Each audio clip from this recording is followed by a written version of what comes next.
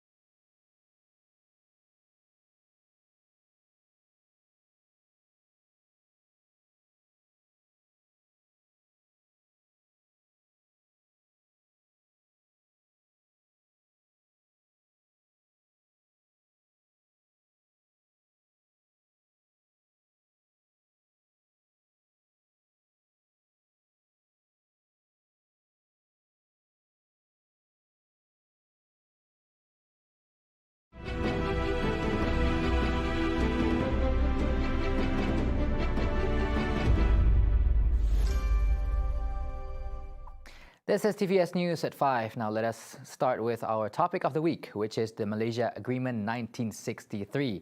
It has been a hotly debated topic until today, being an important document that led to the formation of Malaysia. The matter has gained traction nationally, and question remains, why is it only now it is brought to the attention of many? Now, last month, Minister in the Prime Minister's Department for Sabah and Sarawak Affairs, Datuk Seri Maximus Ongkili, has suggested that a supplementary deal to be considered in the Malaysia Agreement 1963 to incorporate unfulfilled promises of the original agreement. Similarly, last week, another Sabahan MP raised a proposal for a new agreement to replace the 1963 Malaysia Agreement, or MA63, during a session in Dewan Rakyat. Now, joining us in today's discussion is historian Dr. Voon Jan Cham. Thank you for joining us today, Doctor. Now, why is the attention to proposing a new agreement being brought up in the Dewan Rakyat? Is it a replacement to the current agreement, or is it completely something new? Care to elaborate on the matter? I have in my hand a copy of federal constitution, and in one article 161E for that. Z is talking about what? It's talking about the special rights, right? Rights of the people, right? This is the one. Let me see the rate. Basically, it's a safeguard 161E, yeah, 161E. All right. So there is this constitution. What I want to say is that whatever the aspiration of Sarawakian and Sabahan, they were enshrined in the federation, enshrined in the federal constitution. So MA63 and the associated documents and aspiration are all translated in federal constitution. But then the federal constitution also, as usual, is a letter, was a letter, and then needs constitutional changes, needs like Article 8 of MA63. You can revise it. You can go to executive motion. You can go through the legislation to change it, or other action to really fulfill, express everything, your Sarawak aspiration into the federal constitution through the amendments, through the changes, through all sorts of reforms if Sarawak came to. So now we come to the square one, is that why MA63 is raised up this in particular with the why we want the new MA63, or why the old one is seemingly not relevant. So you can see that actually MA63 has a saving clause. Okay, has a security clause also in terms of safeguards as well, translated in the federal constitution. But there is also, as I said, saving clause, so that people can change it. People can change the federal constitution through amendments, through etc. But many a times, because of the problems that we, over time, over space, and people forget, people are not looking into it. They were not being stressed. They are ignored. So a lot of laws are repealed, and some laws are added, like our Petronas, 1974, and some other territorial, which are very important to us, and in contradiction with our municipal law, our Sarawak laws. For example, we have a 1958. There is a law that govern our Sarawak land and sea, our resources.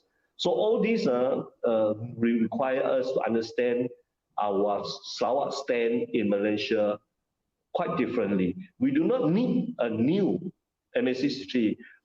We need a very updated, revised federal constitution, so that federal constitution will reflect the aspiration of Sarawakian and can be traced back to MA63, which is a birth certificate, and more importantly, Chapter 3 IIGC 63, Covert Commission, debate, CPA, and also even Brooks Times, the Adat, yeah?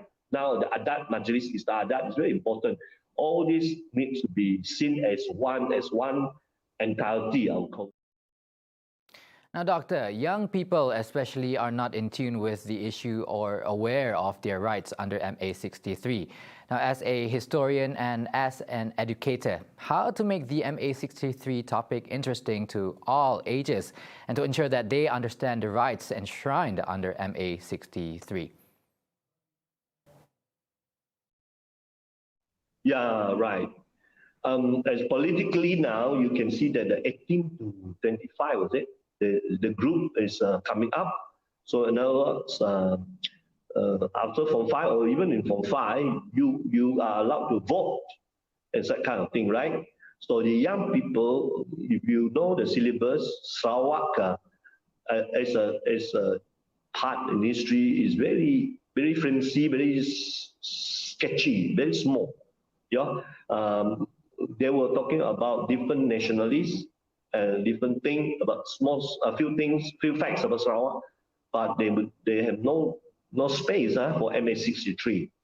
So I can fully understand why our young people cannot understand or cannot follow. Even some our younger adults, they were unaware of all these things. Yeah. So for example, the documents that I show you is understood. So we need what we call constitutional education there. Constitutional literacy. That is number one for young people, as well as some people, the voters and social workers, activists. They need to know it. Otherwise, they will be, barking on the wrong, barking the wrong thing. Talking about wrong thing and make things worse. Right. So greater autonomy, Sarawak autonomy, Sarawak rights, protecting and reclaiming our rights, and even different ways. Because we need constitutional experts to come up with this, legal experts to educate us, to promote our rights here, Sarawak rights. But for the young people, we have to come up with syllabus, we have to come up with textbooks, guidebooks, etc., workbooks, etc. for them. Perhaps we can start clubs, in the school. After all, Sarawak, we have our Minister of Education, Sarawak as well, and through other NGOs. But the government need to sponsor a whole thing so that what goes Sarawak rights, Sarawak autonomy, literacy will be state sponsored and will be systematic, will be effective. It is not just a hit and run or subject to kind of trigger happy because of certain subject, certain issue, like electoral rights. Election come, they talk about election right, or when they find new oil field, they talk about oil rights. When they infringe upon the land, infringe upon by people, then they talk about their rights. I think it has to be systematic, so that all of us, including our counterparts in Malaysia, in Kuala Lumpur, federal side, as well as Sabah, we can understand each other so that we have gaps to develop and learn from each other. That done the young people is in need of. Yeah, I would recommend the government, the NGOs work closely together, fund them,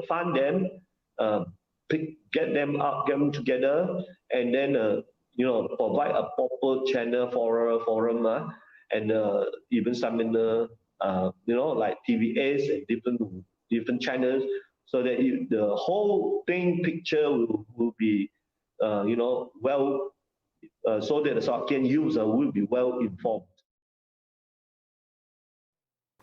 Thank you, Dr. Voon, for joining us today. Now, on to the next story. Sarawak State Secretary's office just released a statement that 9 police officers who were involved in an extortion case have been transferred to different units in Sabah and Sarawak. They have also been notified that currently the police officers have yet to report to the Sarawak Police Contingent. The state government welcomes the Royal Malaysia Police PDRM efforts to increase the numbers of policemen to strengthening the security for the sake of Sarawakians, but they hope that PDRM could assign high-integrity officers that are free of crime allegations to Sarawak. PDRM welcomes the state government's opinion and informed that the decisions on the postings of the officers will be reviewed by PDRM's leaders. And that's all the time we have for TVS News at 5. I'm Muhammad Yusuf. Thank you for watching and have a good day ahead.